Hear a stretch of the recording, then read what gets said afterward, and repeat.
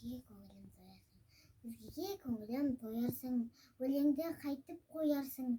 Оны айтқанда толғанып, іштегі дертті жоярсың. Сайрады зарла қызыл тіл, қара көңілім оянсын. Жыласын көзден жас ақсын, омырауым боялсын. Қара басқан қаңғыған қазынадан нені қалсын. Көкірегінде оты бар, құлағын ойлы ер салсын.